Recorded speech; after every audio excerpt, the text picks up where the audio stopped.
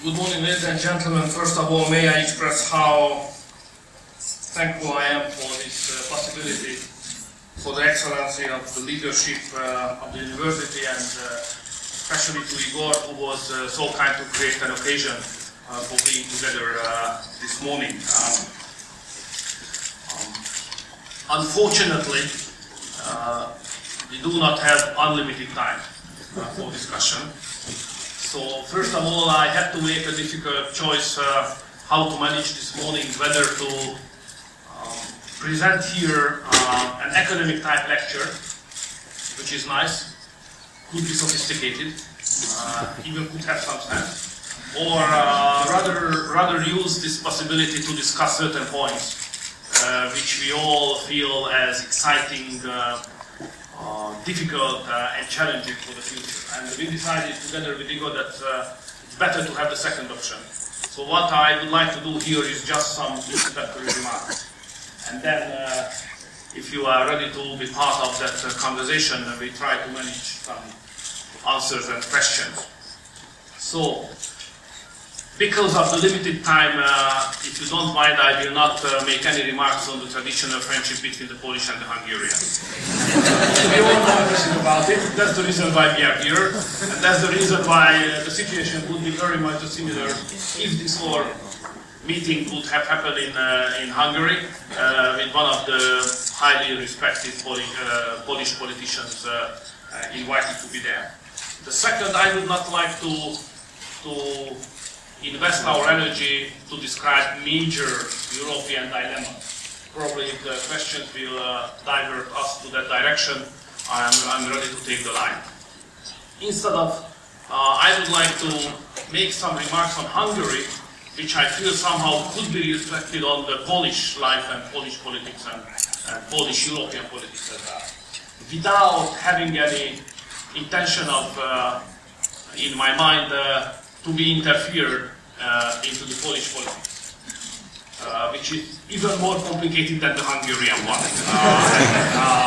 The Hungarian one is rather complicated. The Hungarians sometimes describe ourselves who creates more history than we are able to consume up, which is, I think, true.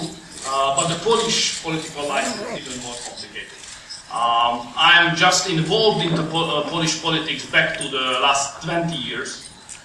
From the very first moment after the first election here in Poland, we tried to build up our, let's say, party-based relationship, and therefore I have some knowledge, even personal acquaintances with Polish leaders. So I would not like to insult any of them, and I would not like to interpret the Hungarian situation as it would have been or could be a direct interpretation to the Polish politics. So we have to be very careful when we look at one country's political life and look at the other country's political life. As for Hungary, the question for us nowadays is very simple, especially in terms of the future of Europe. Who Hungary is in fact? It's a black sheep or a success story? That's where we are at the moment.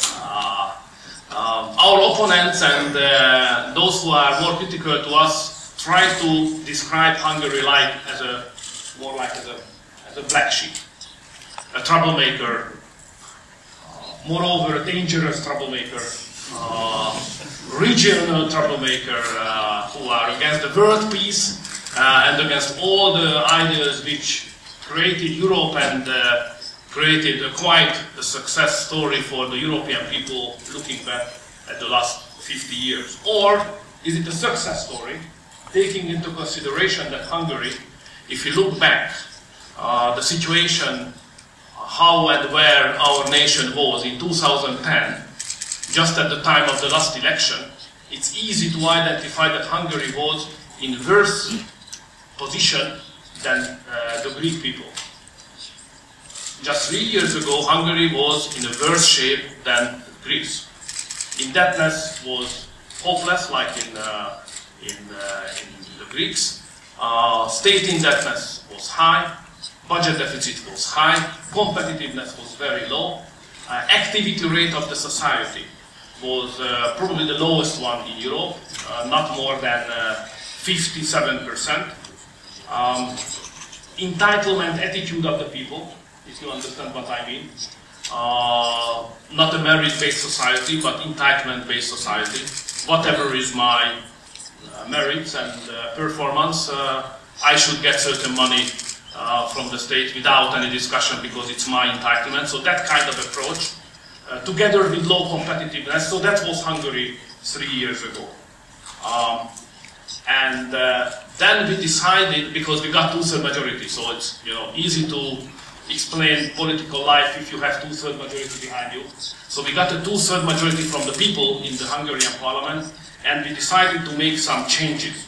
First of all, we decided to find a way out of that crisis by a policy which based first on fair burden sharing.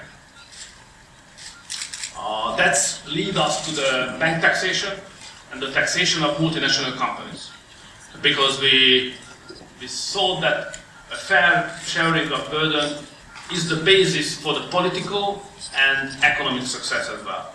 The second guideline was empowerment.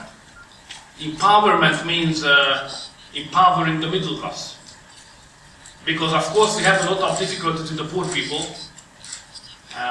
And many Hungarians are living under very difficult conditions. But if we would like to generate some economic achievement and results, we must support the middle class as well.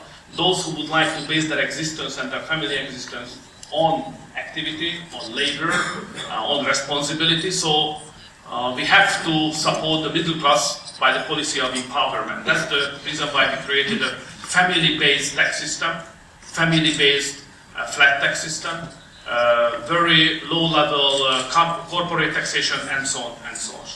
And the third point was renewal. So if you look back, but the young generation is difficult to do so. So if you look back the last 20 years of the economic and social policies of the so-called post-communist countries, the discussion was always about austerities, reforms, structural reforms whatsoever. And we made very clear that even structural reforms are not enough. So what Hungary needs is a total renewal. Probably you can agree with me that a modern society, everyday life, based on four basic code, legal regulation: the constitution, the civic code, the penalty law, and the labor code. And we changed all four.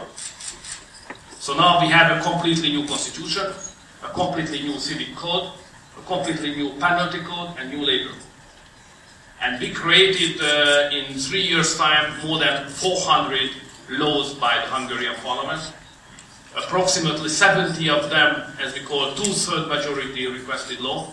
So it's a total renewal. It's not a structural reform or reform. It's not austerity.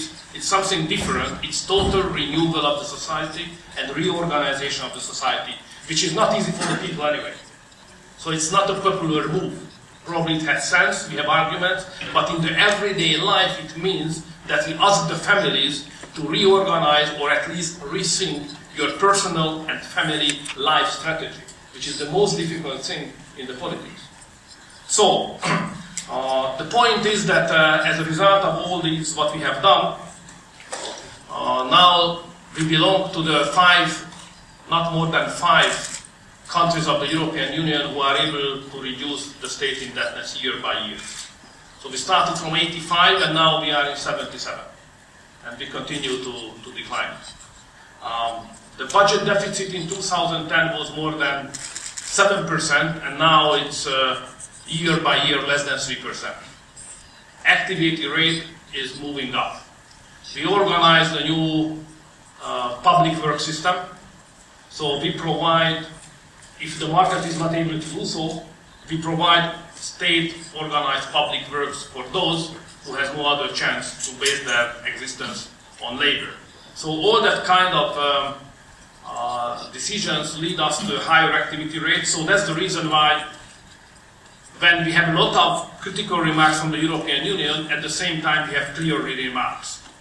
So if you take into consideration the 6 most important economic indicators about the country, which is a general description in the European Union.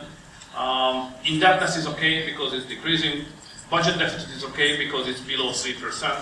Foreign trade is very positive. Foreign account is very positive. Activity rate is moving up. The only challenge for us is economic growth, because we don't have economic growth, basically. We were able to create economic growth in 2011, but we lost that kind of activity of our economy in 2012. So we came up by 1.7 and came back by 1.7 1 year later. So this is the situation in Hungary. Then we have to find an answer why in Europe so many people would like to describe Hungary more like a black sheep and less as a success story. I think there are two reasons for that, and this is the point which could be even interesting for a Polish one. The first is the conflict of interest. When I say sharing of burden, it sounds nice. Everybody agrees with that. If it means that from nowadays, the bank should pay the strong taxation we don't like so much anymore. So the involvement of the financial institutions into the burden sharing process, we insulted a lot of interest of the West European nations, because the bank sector basically in Hungary are falling off. Okay, burden sharing is nice, but when multinational companies are taxed, they are not happy at all.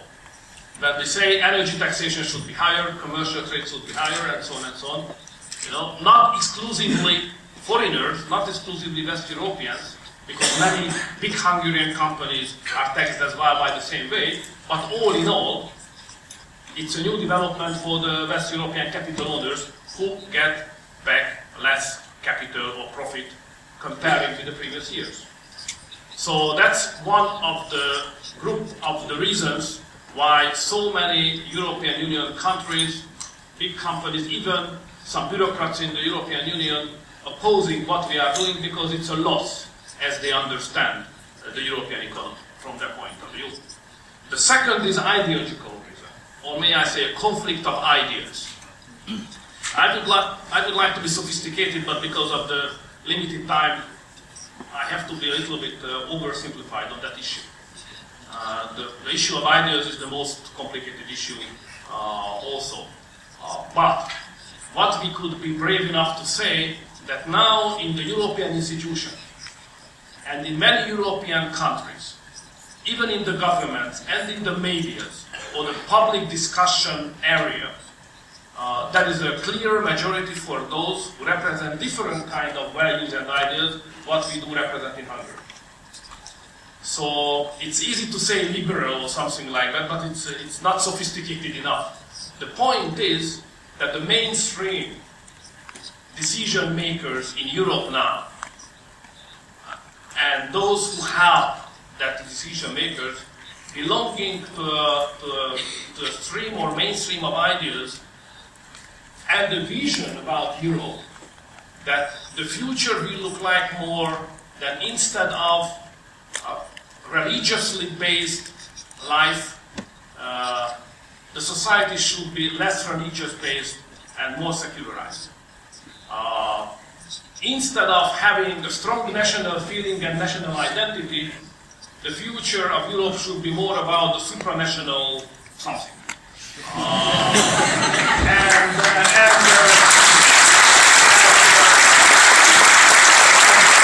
kind of understand which based on families, more precisely on family, they think that future should be built on families, various types of families, which is probably disagree. So the point is that in Europe, many people think, the mainstream think that churches, religious feelings, nation, and family belong to the past of the continent, and the vision of the future is totally different. And this is the process what they call progress. And now there's a two-thirds majority in a country like Hungary saying, no, we have another vision. We think that religious values, life, churches, nation, and family not exclusively belong to the past of the European continent, but that belong to the future. That's how we describe it.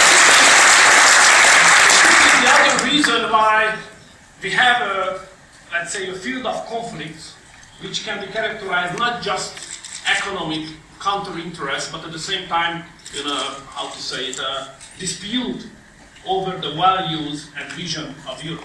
So this is another very important element. Okay, all in all, the question is still open. So I think Hungary is fighting for the status of being a success story. We think that in the forthcoming years, each or all European nations should fulfill three requirements at the same time: reducing the indebtedness of the state, improving the competitiveness, and at the same time maintain the public support and the social peacefulness and cooperation. So those nations who are able to manage that could be successful. Who are not able to do so, they have far more limited chance to be successful. And Hungary could belong to the first group. So I would not like to say that we have a victory. It's not true. We have a good chance for victory. I think we are very close to reach a victory. So I think if the figures, especially in economy, because this is the modern world in Europe, if the figures on economy in the forthcoming several months or half years will underline and strengthening what I just have described here, Hungary will be not anymore perceived as a black sheep, but more as a success story. We have a good chance for that, and I would not like to deny the fact that because of the pressure coming from the European bureaucrats, European capitals and business centers, it's not easy to survive that kind of pressures for political leaders as I am, and the political party as we are. And in that respect, just one remark, I have to be very much grateful and say thank you very much for the Polish people who supported us based on Central European solidarity and history in the difficult moments when Hungary was alone, and only very few nations, among them the Polish one, was brave enough to support us, even me personally, to help Hungary and our political family to survive that huge international pressure we have supported at that time. So thank you very much for that.